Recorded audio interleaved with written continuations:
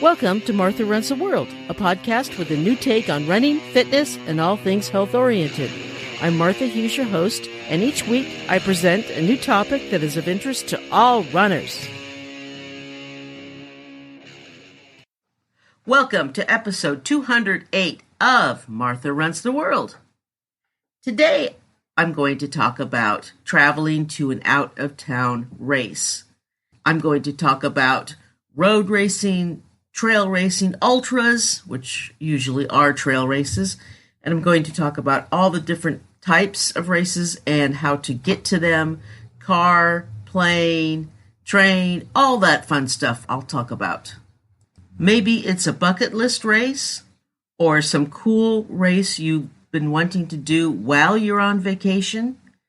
Traveling to races is a lot of fun. It's wonderful. I love it. But it takes a lot more planning than ones that are near us that you just have to wake up, eat breakfast, and go drive 20 minutes to. Especially in post-COVID days, traveling isn't as easy as it used to be. I'm focusing on races that take more than an hour or two to drive to, that you will have to spend at least one overnight once you're there, near, or at the race. I'm going to divide the episode into road races that are not ultras and then trail and ultra races because they're two separate things and they take different planning and different strategies and logistics. There are distinct things that you have to take into account when you're planning for your trip. Traveling to road races that require an overnight stay away from home take a little bit of planning, not as much, of course, as an ultra race, but they do take a little bit. Now, driving to that race is, of course, much easier than flying. Almost anything is easier than flying these days, right? But let's not forget that also some people travel by train or bus, and I'll talk about that as well. Road races, as I said, are a little easier to plan. If you're planning to drive to a road race for the weekend, it's pretty simple. The biggest thing to take care of are the hotel reservations. So you want to make sure and do that far ahead of time because if it's a big race in town, those hotels are going to fill up pretty quickly. So you want to plan this far ahead. And you'll get the best rates at that hotel if you plan far ahead. If it's a last minute thing, you may not be able to even stay near the race or even in town. So take that into consideration when you're planning your logistics to get to and from the race. The biggest thing to take care of is at the hotel are parking reservations. So if you're driving to the race and you're doing an in-city race, you probably have to pay for that parking space, and that usually doesn't come cheap. So if you're going to race in a city like Chicago or St. Louis or San Francisco or something, you're going to have to pay a premium for that parking spot. So think about that if you're driving in. It is pouring out this morning. Drivers are crazy, and San Franciscans don't know how to drive in the rain, as I've said before in a past episode. So pardon if there's a few honks and a few noises. Okay, smaller towns. If you're running in a smaller town, you probably don't have to worry about that, and you can probably get a hotel that has free parking. That is something to think about. Also, when choosing your hotel, and hopefully you're doing this way ahead of time, the location of the hotel is important. Obviously, you don't want it in a bad neighborhood. You want it in a safe area, of course, but you also want to think about, do you want it near the start of the race or the end of the race if it's a point-to-point race? If it's a loop, you don't have to worry about that. Of course, both have their drawbacks. I appreciate races that have shuttles to a start from the hotel or from the hotels. I've done a race where they had a really excellent bus shuttle from the hotels to the start. That was super easy. If they don't, I don't know, you're going to have to figure out a way to get to the start. Big marathons will help you with that. Usually you can go to the expo and find out how the shuttle works, and they can give you directions and all the information. So you want to find out that before you get to the hotel, though. It's always good to know how this works before you get to the site, because then you don't have to like scramble to find transportation that morning at 3 or 4 a.m. when you're not thinking properly and when all your focus should be on the race. Remember, you don't want to think about these things when your focus should be on your race. You don't want to think about anything else besides the race. Even if you're driving, now think about this, even if you're driving to a race, do you really want to lug a ton of luggage with you? Whether you're driving or flying, don't overpack. I've never understood people who pack a ton of stuff. There's no reason for it. If you forgot something, you can buy it. You're in a city, you're in an area that sells stuff, buy it if you've forgotten. I grew up with a family who traveled all the time, and we kids, we had to carry our own luggage, so we learned early to not overpack. Just don't take too much stuff. You don't need 3 outfits daily. Yes, I know someone who packs 3 outfits and she changes into them every day. She probably spends more time in her hotel room looking at herself in the mirror than she does enjoying the area she's in. And she's not a model, trust me on that. That's kind of sad to me. Don't overpack. You're not going to need half the stuff you take if you do. You're wasting your time trying to impress people you'll never see ever again in your whole life if you overpack. They don't care. They don't care. No one cares. Pack as much as you need, and then if you forget some little thing, you can buy it when you're there. Preparation minimal. It's minimal preparation for a road race, as I said. If you forgot something, you can buy it. Usually if there's a race in town, there's a sporting goods store, there's a running shoe store, you can get it the day before. It's always nice if you can go 2 days before your race, so it gives you a whole day before your race to get prepared. If you forgot something, if you need something, if you need a little bit extra planning that you forgot about, you've got the whole day so you don't freak out on race morning. If you're flying, it gets a little bit more complicated. Again, first rule of thumb, don't overpack. If you're flying within the U.S., you want to take a carry-on. You don't want to check anything in for a road race. It's a lot simpler. It's a lot better. You don't want to lose your luggage. Real simple. Take a carry-on, and so you avoid checking. Don't check in anything. Don't take anything extra. Don't take 3 outfits per day. You don't need that. You can pick up something if you've forgotten it.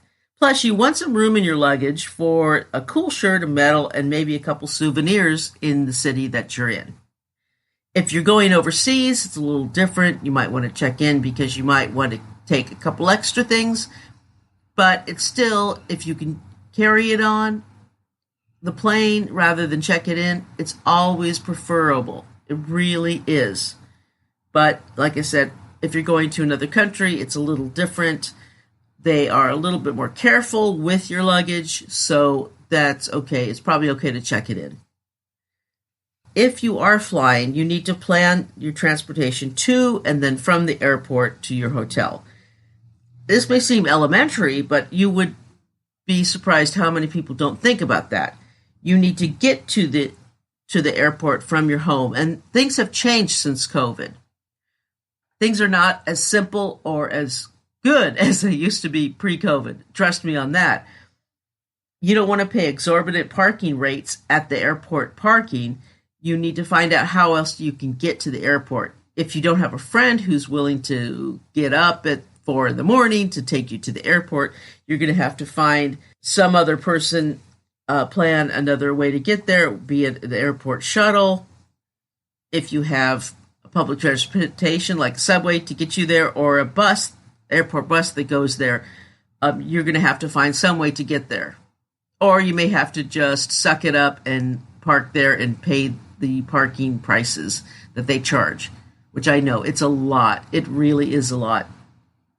Now, once you're at your destination city and you're not renting a car because you're going to be in a city, and you don't want to pay the parking rates for a rental car you probably will never use except to drive into town, you have to find out the way how to get to your hotel. Does your hotel have a shuttle bus? Is there a a subway line like in New York. New York is really kind of easy to get from JFK into downtown. It's super easy. It's a lot less expensive than a taxi, like, or Uber. Really, you don't want to take that. You want to get on the subway lines. It's super easy in New York. It really is. You just transfer once and bing, you're in Manhattan. Or Chicago, you can take the L line. It's inexpensive too. It's like less than half the price of BART in San Francisco. Just outrageously expensive. Or someplace else. Is it easy to get from downtown, from the airport to downtown? And then you want to find out what the closest stop is and how you can get from the stop to your hotel. Or if you just want to pay the extra amount and get an Uber or get a taxi, or is there airport shuttle that you can take to or near your hotel? You need to find that out before you leave. It's always better to find that out before you get to the hotel, and then you have to scramble. I hate that kind of stuff. I hate scrambling for things. And then you have to find out when you land what time it's going to be, and if it's even available at that time that you land. If you land late at night, is what's available. The public transportation, the subway lines might be closed for the night. Some do shut down, like BART. Some are open all night, but do you want to take it late at night? I don't know. Is it safe? Then you might want to think about taking the airport shuttle or Uber or something like that. All these things you have to take into consideration before you leave. Don't just try to wing it. Really, it's always better to plan this out. And then if something goes wrong, you want to have a backup plan, because things can and will go wrong. And it really depends on the time of year. Is weather going to be a factor? Are flights going to be delayed? Because, yeah, flights do get delayed, don't they? Yes, they sure do. So you want to consider all the different things that can happen. Just take it into consideration. You don't have to freak out over it. Just have your plans ready, and then just be flexible if things can or do go wrong. It's all good. You've got things in the bag. You know you can handle it. You're a runner. We can handle anything, right? Once you're at your hotel, make sure you know how to get to the race. If it's near the race, or if your hotel is near the race, it's pretty easy. You can just walk there and see where the start is. So you won't have any trouble finding that out. Or like I said before, you can always go to the expo and ask them what's going on. That would be the day before the race. If you get there, like if the race is on a Sunday and you get there on a Friday, you've got a little bit of time. You can also check out the course the day before, or part of the course. Just walk a little bit of it and see what it's like, see what the atmosphere is like. Make sure you know what the weather's going to be like, and make sure that you prepared ahead of time. Of course, we can't always prepare for weather. Sometimes weather surprises everybody.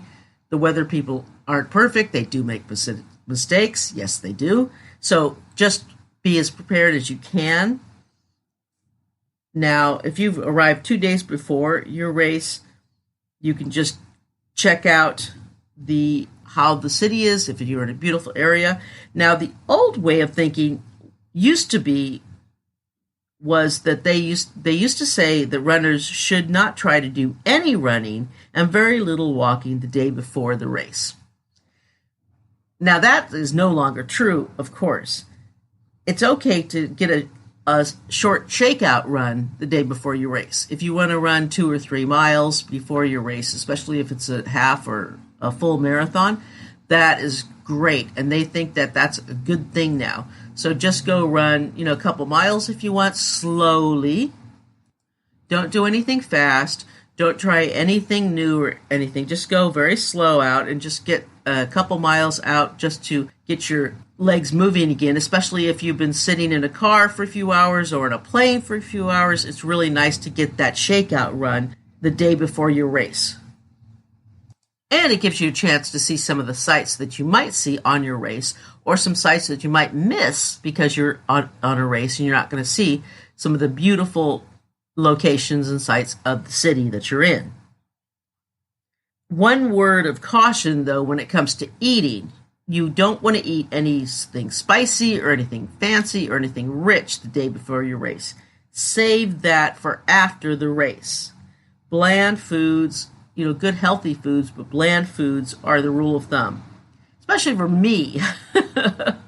I can't have dairy the day before a race or the morning before a race. I have to skip dairy.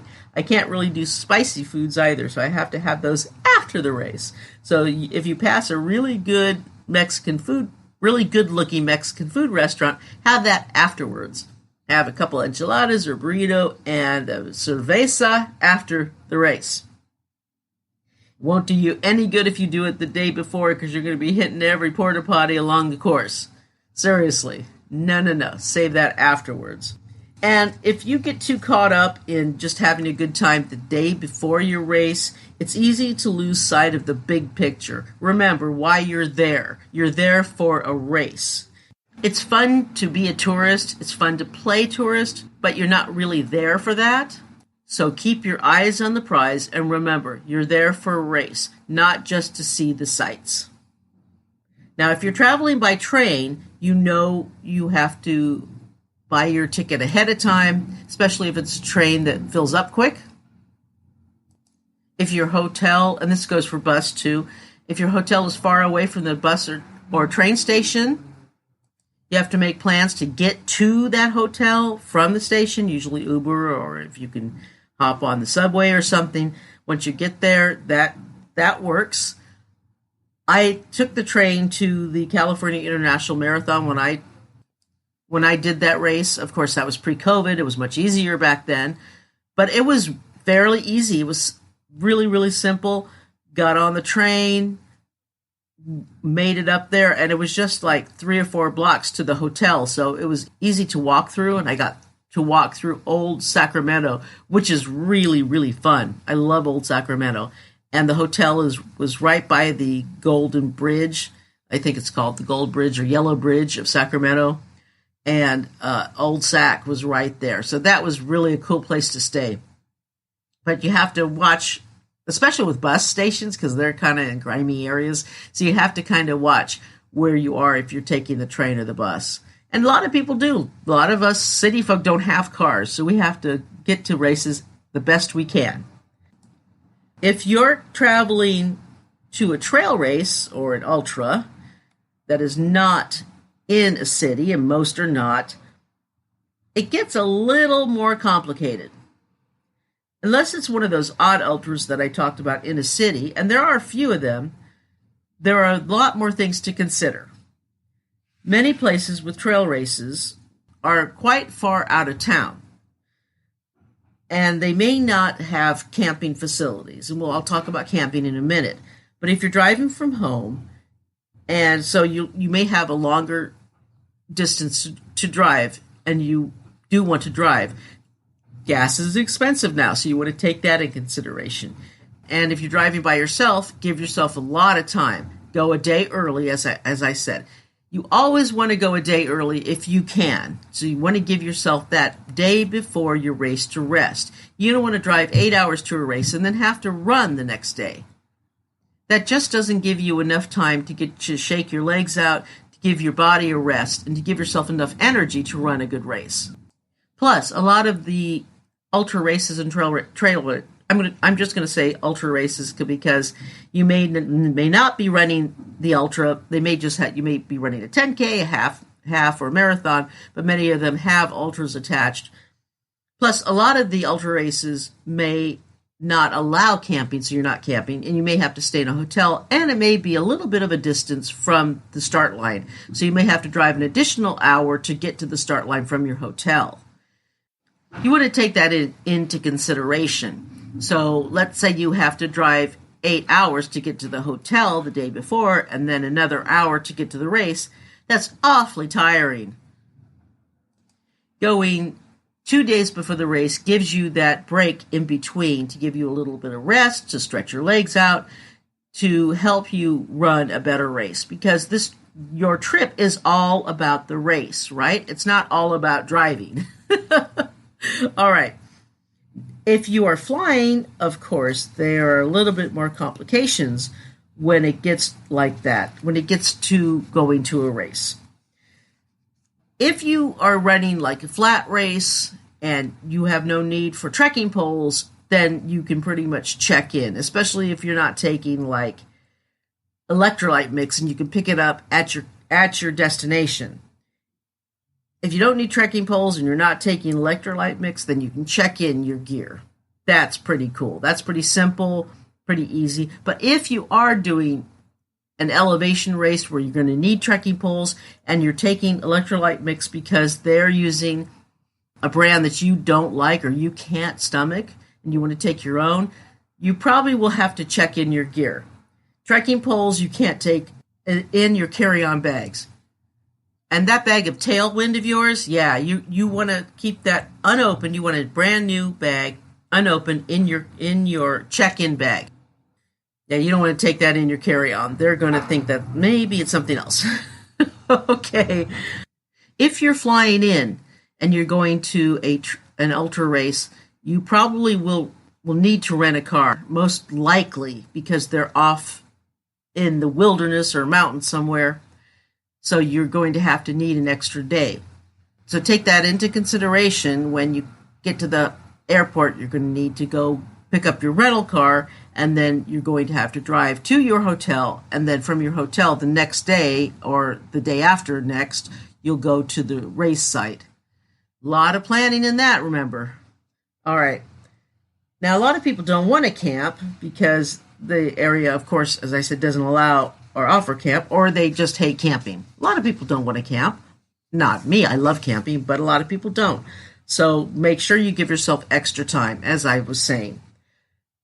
If you watch any of Jeff Peltier's videos, and he's been a past guest on my show, he does multi-day races all over the world, and he does a ton of pre-planning and packing. And I'll have a link to his video YouTube page because it's really, or channel, sorry, because it's really helpful when it comes to packing and planning, and it might give you some tips. Now, he does multi-day races, so not that you're going to do them, but he really helps out with how to make things minimal, how to make things light, how to pack for a long trip.